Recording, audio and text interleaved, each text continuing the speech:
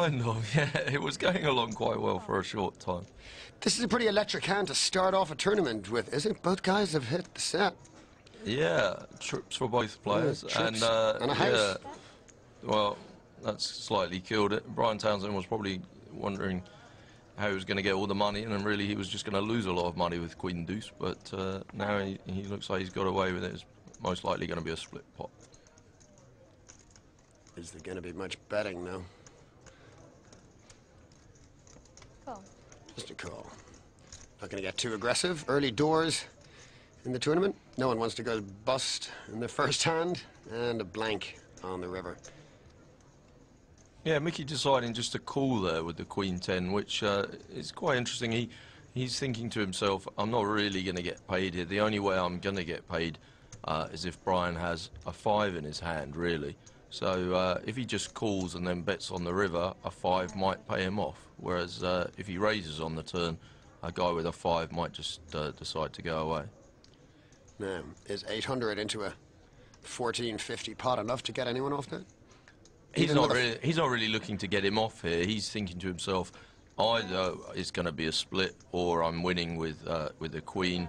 If I'm winning with a Queen and he doesn't, he's just looking to get paid by a 5, basically. That's Mickey's plan, but neither player can possibly fold this hand. Yeah, and so it's choppity chop right down the middle. It's interesting, though, Brian Townsend cracking away with the Queen Deuce early on, and I tend to favour in the early stages of these big tournaments playing quite tight, especially if, with Brian, he's a big name player. People might be targeting him. He probably doesn't need to do anything too fancy early on. And I would have thought maybe a quiet opening from him might be the best way. Is there anything to be said for putting aside 5 or 10% of your stack at the top of a tourney and just gambling it? On these kind of random I definitely used to do a lot of that, and I used to find I just gave away a lot of chips early on. Here's a good interesting situation though. Richard Ashby's a legendary internet player, and he'll be well aware of Brian Townsend. I just think the two have clashed quite a bit over the years. And Darrell Room, who lists as his favourite player Brian Townsend, has found 2 jacks. 3 pocket pairs at an 8-handed table. I know the odds for that is fairly slim. But Ashby is obviously in the prettiest position here to the flop. Oof. Wow. And Richard's really hit this one. 3 aces for Richard, 3 5s for Brian. It's impossible to see how Brian could escape this one. He must go broke.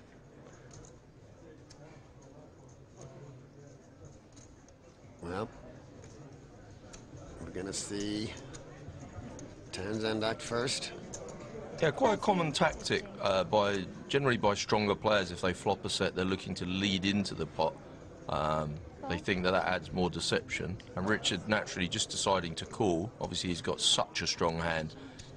There is a flush draw and a straight draw out there, but he's decided to risk that and go for the full double up. He can't really put Brian Townsend on King Jack. I'm sure Richard thinks he's absolutely winning.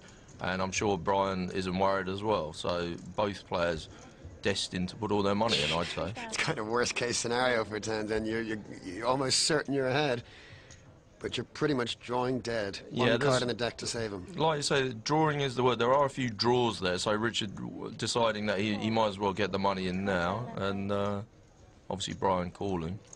And he's going to be sick when he sees it. Chip 5s. Richard said he thought Brian might have ace queen. Oh, look at that. Both of them hit the house on the river. But there you go. Brian Townsend. Yeah, it's a shame to lose Brian so early in the tournament, but it's pretty impossible hand to get off, and he's smiling because he knows there's really nothing he could have done differently. We're here with one of the early casualties of the day, which amazingly is Brian Townsend. What are you going to do now? I don't know, probably check out some of the golf scene. I've never really golfed, but I hear there's some amazing golf, so I might try to, hit the tee, see what that's like, or else I might just go up to my room, play a little online until some other people bust, meet everyone for dinner. So there you have it, the first casualty, Brian Townsend, boyfriend to Kara Scott, who I believe is still well into the tournament. And you can see his position has been fulfilled. So, cards are back in the air. We are once again 8-handed. 100 to play. Pass. And a couple folds. Pass. Pass. Richard Ashby Player raises to 300. getting involved. Pass. Player folds. 3 times the big blind. Fairly staple template. Are you still a 3 times the big blind raiser, Neil, or do you like to mix it up? Or I actually I made a 3 times the big blind raise the other day, and 2 internet kids started openly laughing at me. I'm such a dinosaur. Grandpa Channing. I bet 300. I believe you're supposed to bet 275 in that stage of the game, and I was embarrassed actually. Check. I hope you've learned your lesson.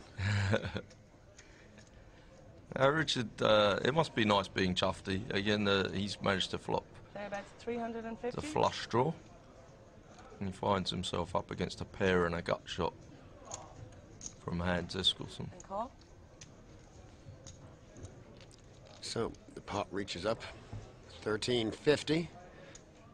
Ace. Eskilsson at 2-1 favorite. And there it is, a diamond on the river. Yeah, I've never seen Richard miss before, and he decides to check on the end. I'm not sure I'm happy with that. I think having come in there with a flush draw, you hit it. I think you got to make a small value bet. Oh, there you go. The obvious answer was that he hadn't seen that he had the flush. Wow. This man's a top professional poker player. What do you think there? Do you think he really didn't notice? I think he really didn't notice, yeah. Wow. Richard, I don't know, because I didn't speak to Richard just before this session, but I'm guessing he was probably online playing until late into the night, and he's come here on 1 hour's sleep or something. That would be a traditional way of preparing for a tournament for Richard. One of the biggest players online, and one of the most successful of the European players, possibly the most successful Polymer Omaha player online. No.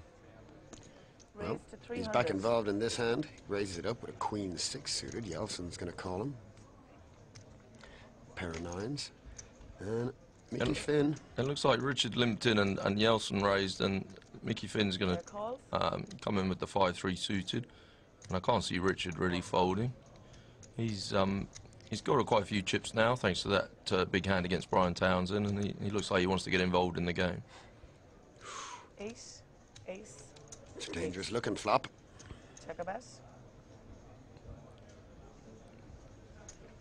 Yeah, when it comes 2 Player aces at on the flop, 500. Yeltsin's thinking to himself, well, it's less likely that anyone's got an ace here, so I might as well bet out and find out where I am. He's not really going to find out, though, because he's walked into 2 people with a flush draw. It's an interesting situation here, though. Mickey Finn just calling, and Richard must be thinking to himself, if I raise here, I've got a good chance of picking up the pot. He's decided to take the conservative option and just call. So 2400 now in the middle. King. No club. Check a best. I'm guessing Yeltsin will probably just check now. He's not quite sure. He got 2 callers. He's worried that there is an ace out there. And the king's not a good card for him either. Not really. They're all overcards to his pair. I actually think Mickey Finn might be thinking to himself, out of the 2 of them, one of them could easily have a bigger flush draw. So he's decided to shut down as well. Queen. And Ashby does the same. So no club comes on the river. And now Mr. Ashby hits a queen on the river Yep. Check. and catapults himself into the front, but he chooses to check on the river. Again, I might have made a small value bet there. It's pretty clear that no one has an ace when they all check the river to you. And Queens of the king. I got to think maybe I might get paid off there if I make a small bet.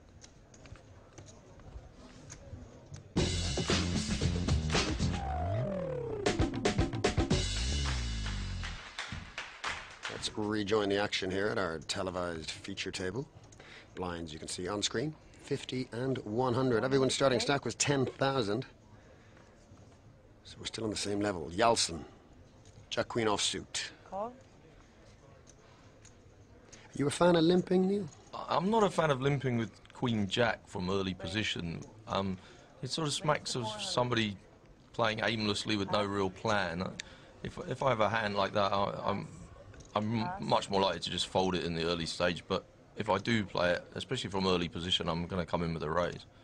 As it happens here, he's saving himself money because it looks like there's a couple of hands behind. Mickey Finn's found ace-king, and he's made a fairly standard raise up to 400.